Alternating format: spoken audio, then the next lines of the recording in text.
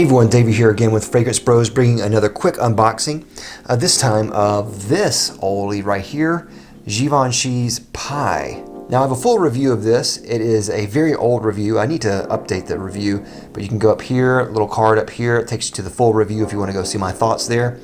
Overall, a very great vanilla scent that is very interesting. As for the presentation here, as you can see, it's a 30 ml bottle.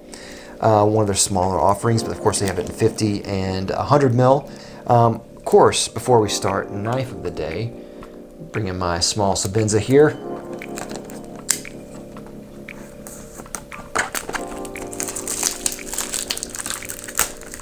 The presentation from Givenchy here is very clean.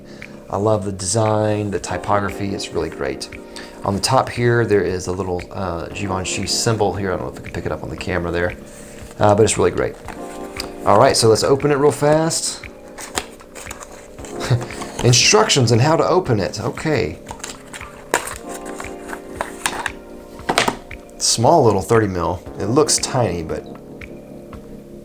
really cool bottle. I love this design. I'm not exactly sure what inspired it, but to me it looks almost like things you would see in a pyramid, or even just kind of weird New World Order looking type of designs. It's a really interesting design.